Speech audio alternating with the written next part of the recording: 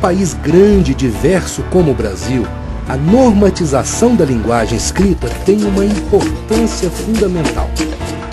O respeito às normas ortográficas garante que, mesmo com tantos sotaques e situações distintas, as palavras tenham a mesma grafia.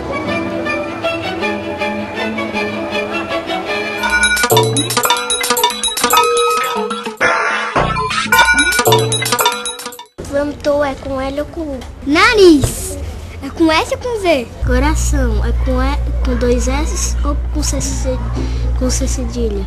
Humano é com H ou sem H.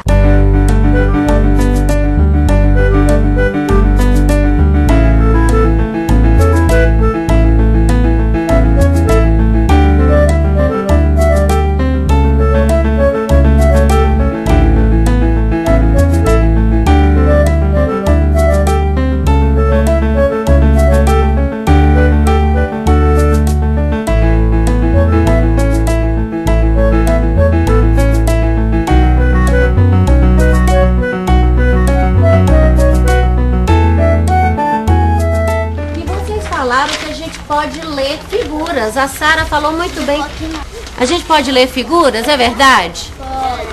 Explica pra gente, Sara, como é que a gente pode ler uma figura? A gente pode ler uma figura como a gente se fosse um desenho. Aí tem duas borboletas, estão voando felizes. E aí? Você pode ver? Aí a gente pode inventar uma história para virar uma história normal e escrever. Escrevendo. Roberto Caldas, a menina das borboletas. Bem, olha a primeira cena de cá. Como nós começamos com a leitura compartilhada e nós conversamos sobre a questão de ler imagens, o meu objetivo era que eles percebessem que o que a gente lê, a gente pode escrever. Mesmo sendo através de desenho, eu posso representar através da escrita.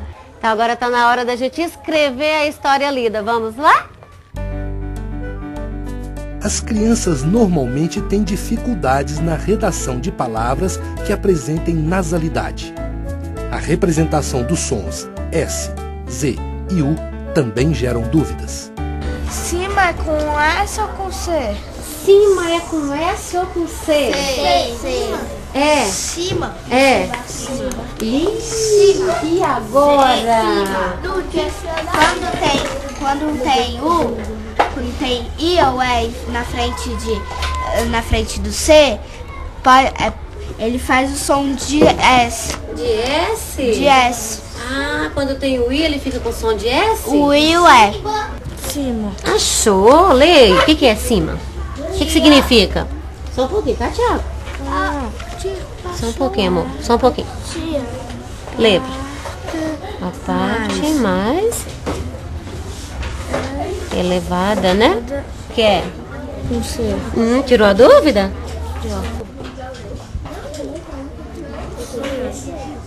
Aí, Matheus, beleza. Esmagou. Então é o quê? E aí, Arthur? A menina esmagou o sapacu. Eu primeiro deixo que eles construam a escrita. Aos poucos eu vou colocando as regras ortográficas. Por exemplo, você percebeu que M antes de P e B. Então, antes de chegar a essa conclusão, nós fizemos várias atividades parecidas, várias atividades lúdicas, para que a própria criança perceba e conclua a regra ortográfica. Aí eu apresento, olha, tem o gramático tal que diz isso e isso, tem o gramático tal que diz isso e isso, vamos verificar. E a gente acaba confirmando uma conclusão que eles próprios chegaram. O professor deve estar atento à produção de seus alunos, levando em conta não só suas dificuldades com a língua escrita, mas a origem e a história de vida de cada um. O importante é estimular o aluno a perceber suas próprias dificuldades e evitar erros, mas sem deixar de expor suas ideias. E eu estava vindo para a escola e me lembrando que a gente sempre faz análise aqui. Mas de onde que a gente tira as frases? De ditado, de produção, do jornal Super, não é? Só que hoje eu fiz diferente. Eu vi umas na rua, porque vocês falaram que a gente pode ler tudo que a gente vê por aí, é verdade? E eu estava lendo e vi uma frase e falei, essa é boa para os meus alunos perceberem se tem algum erro. A gente tem essa prática de fazer análise de frases, de palavras. E hoje o objetivo era que eles percebessem que ao escrever, a gente tem que ter o cuidado, porque tem outras pessoas que vão fazer a leitura do que está sendo escrito. E quando há dúvida, sempre é estimulada a recorrer, procurar no lugar certo, que é o dicionário. Móveis usados. Usados não pode usar Z. Por quê? Porque está no meio de duas vogais. Aí que letra a gente deve usar então? S. S, é verdade, gente? Tem um S no final. Falta um S no final? É isso, gente? Compramos móveis usados. Compramos. É o mundo da criança, né? O contato que ele tem fora da escola. Para não ficar aquela coisa só de dentro da escola. É uma coisa cotidiana. Ele sai por aí, ele lê tudo. O meu objetivo é fazer com que ele leia tudo e observe, inclusive, a escrita. Por isso que eu trouxe essa frase do cotidiano. Está mais próximo.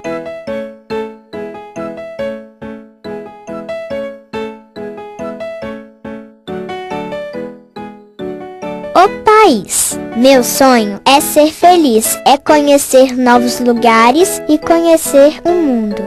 Meu sonho é ter muitos mais amigos. Meu sonho era que o mundo fosse um paraíso. Tudo moderno, mas tudo em paz. Cada um no seu lugar. A natureza em paz. Eu acho que a ortografia, ela aparece no respeito que você tem pela ideia. Às vezes eu tenho uma ideia e gosto tanto dela que eu preciso escrevê-la da maneira mais correta que eu posso. Quando eu escrevo, eu tenho que ter a liberdade de brincar com as normas ortográficas, com a gramática.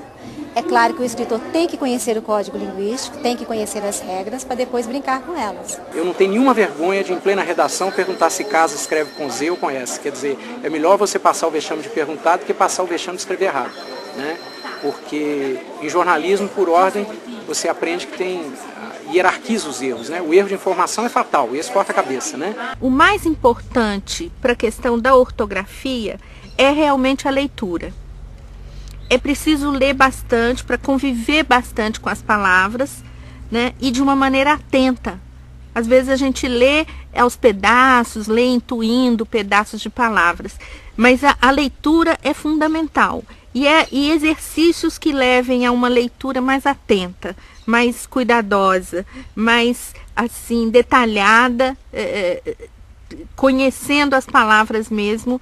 Então esses exercícios lúdicos, de caça-palavras, de forca, são exercícios que levam a pessoa a ler a palavra com mais atenção. Afinal, como surgiram essas normas? E quem ora bolas inventou de inventá-las? Boa ou boa? Surgirão ou surgiram? Inventá-las ou inventá-las? As regras ortográficas foram criadas por convenção. É a parte da língua que efetivamente é codificada. Portanto, principalmente se tratando de regras gráficas, né? Que tem o apoio na etimologia da língua, ou seja, no latim, e por outro lado, algumas regras convencionais foram criadas e determinadas por linguistas, filólogos e por um grupo chamado de ortógrafo. E não tem nenhuma dica para a gente aprender essas normas ortográficas? É ler bastante, é ler com intenção, com a intenção de aprender, ler boas obras e praticar, escrever e consultar o que está à nossa disposição para consulta, que são as gramáticas e os dicionários. Nada disso é criticável se tem uma intenção de aperfeiçoamento ou de ensino. Vamos ler e pensar na língua como um documento de responsabilidade social, de interação social, com o papel de fazer com que o indivíduo domine o seu ambiente, porque ele sabe ler, entender, escrever e interage com o outro.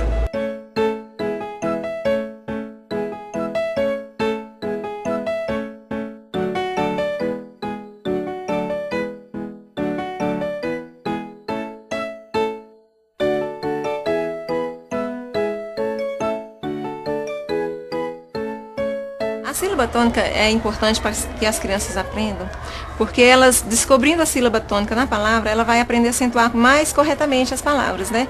Nos ditongos e descobrindo a posição correta para nasalizar as palavras com M no final de sílaba ou com A ou tio. Sílaba tônica? Que é isso? Essa sílaba tônica é aquela que a gente estica quando fala, né? Que a gente costuma chamar, quando está nas brincadeiras de rua, que grita, que fala e estica muito na sílaba, né? Então essa sílaba esticada é a sílaba tônica da palavra, independente de qualquer palavra.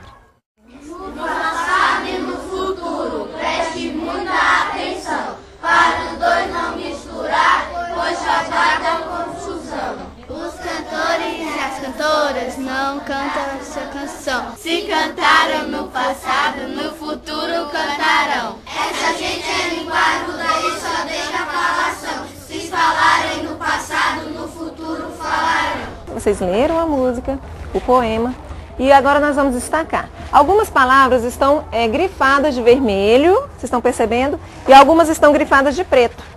Alguém pode me dizer por que dessa diferença? Que limão e beberão é diferente de beberão e tomarão. Mas qual a diferença que você está falando? Porque limão é com a tio e beberão é com M. Com M. Então nós temos a diferença do tio, a o tio, e as palavras com M, né? Tem do futuro e do passado. Do futuro é a o tio e do passado é M. Então nós percebemos as palavras que são escritas diferentes, porque tem um tempo diferente, estão escritas com letrinhas diferentes no final, certo? Mas nós temos algumas diferenças. Será que todas as palavras que estão grifadas de vermelho estão no mesmo tempo? São verbos? Não. É por causa da sílaba tônica. Quando termina no final é com a O tio e quando termina antes é com M. Mas será, Tiago, que o atenção, não, confusão, canção, tudo é verbo? Tudo? Não. Nem todas são verbos, não é isso? Então algumas palavras são verbos, estão no passado, outras estão no futuro. Tá? Então nós vamos destacar algumas palavras. Na segunda estrofe aqui, ó, os cantores e as cantoras vão cantar a sua canção. Se cantaram no passado, no futuro cantarão. A palavra cantaram está grifada de preto e a palavra cantarão está grifada de vermelho. O som cantaram, cantarão. Como eu vou descobrir a diferença na hora da escrita? Será que sílaba tônica. Se nós soubermos a sílaba tônica, fala, aí já sabe. Isso, muito bem. Vocês sabem que a sílaba tônica, ela é a sílaba mais forte da palavra. Que diferença a gente sente na hora que está falando para descobrir a sílaba tônica? A gente vai falando aí, a gente tem uma palavra que para e aí fica longa. Ah, a gente estica, né, Tiago? A gente estica a sílaba. Cozinha. Falaram. Falarão. Essa gente é linguaruda, só deixa a falação. Se falarem no passado, no futuro falarão. Através dos cartazes, a gente costuma colocar os poemas de autores conhecidos, né? Outros nem tanto, mas através das palavras da poesia, das estrofes, dos textos, das músicas, a gente costuma identificar a sílaba tônica, as palavras que deverão ser trabalhadas. Agora nós já sabemos como identificar passado e futuro, já? Já! Já. Então eu quero saber a resposta. Como é que eu identifico a palavra se está no passado ou se está no futuro?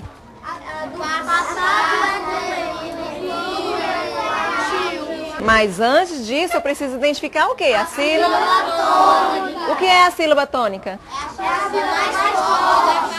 Qual? Aquela que estica, quando a gente fala a palavrinha esticando a sílaba mais forte.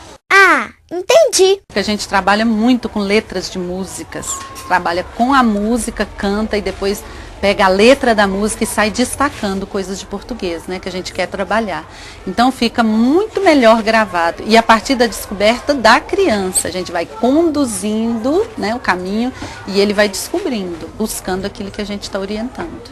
Hoje nós vamos trabalhar com uma reportagem de jornal que saiu no Correio Brasiliense do dia 27 de julho agora, há pouco tempo, e fala a respeito do que a gente está trabalhando, da diversidade musical do Brasil e cultural também.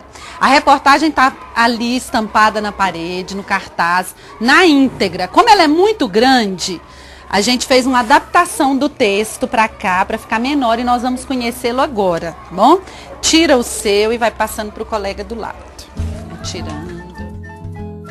Primeiro vocês vão ler silenciosamente para conhecer, depois nós vamos ler em voz alta.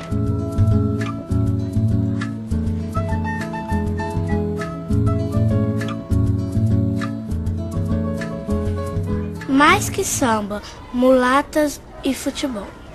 Um Brasil para além da folclorização e da macumba para turistas. A França homenageia um país diferente a cada ano.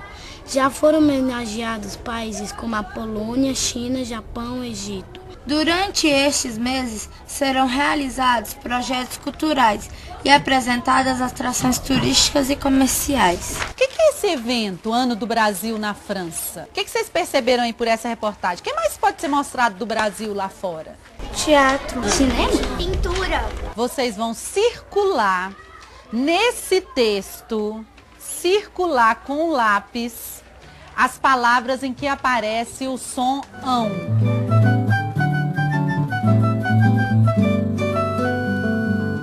Nós fizemos a interpretação, a leitura, né, silenciosa, depois leitura oral, e fizemos a interpretação de um artigo, de uma reportagem de jornal, né? E a partir daí nós retiramos palavras com o dígrafo, com o som, o ditongo nasal, né, ão, nas duas situações em que aparece, com a otil ou com a m, né? Destacamos e eles citaram outras, além das que tinham no texto. Agora nós vamos registrar essas palavras que vocês encontraram aqui no quadro, tá? Então vamos lá. Vinícius, fala uma pra mim que você encontrou. Folclorização. Folclorização, tá certo. Nação. Serão. Lídia, você achou algum aí? Ficam. Ó, quando eu falo condição, não parece que eu tô falando o A e o U? Condição. E aqui também dá a impressão que é o A e o U. Ficam. Se chama ditongo nasal, porque é como se tivesse o A e o U. Alguém achou mais aí assim, ó? Foram. Esse trabalho já vem sendo feito desde a primeira série, né? É um trabalho contínuo. Quando chega na quarta série, eles já estão com muita coisa já, né, aprendida.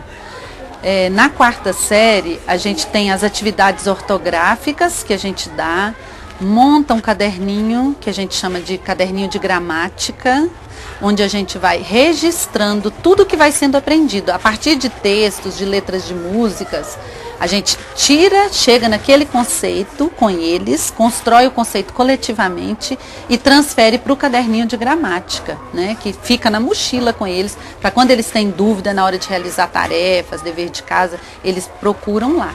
Né? Mas são construídos mais ou menos assim os conceitos e relembrados os que eles já vêm sabendo, já chegam na quarta série sabendo. Agora cada um vai receber uma revista e vai procurar palavras que tenha M antes de PB, que tenha tio, que tenha N na frente de outras consoantes, tá bom? Procurem. Procura palavras grandes, tá, gente? Que nós vamos fazer os cartazes. Palavras grandes. Tá, Matheus, vamos?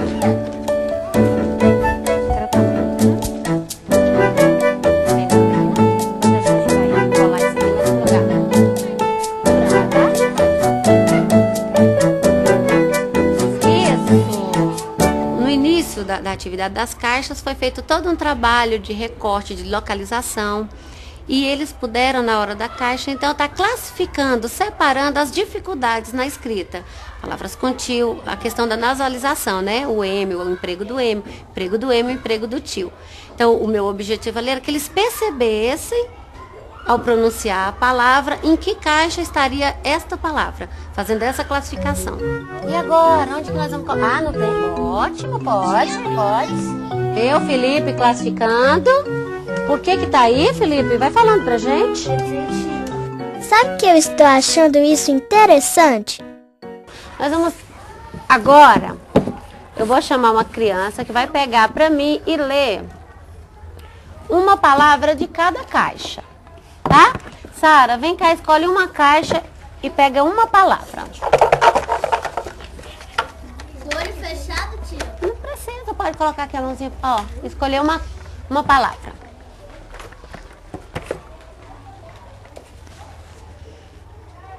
Lê a palavra, Sara. Competição. Muito bem. Todos leiam a palavra. Competição. Compre. Mostra a palavra. Vamos tentar formar uma frase que entre essas duas palavras juntas. Levanta a mãozinha para falar. O menino ganhou uma competição. Compre uma laranja. O menino ganhou uma competição. E a mãe dele falou: compre uma laranja com o dinheiro que você ganhou. Aprender coisas novas é sempre divertido, né?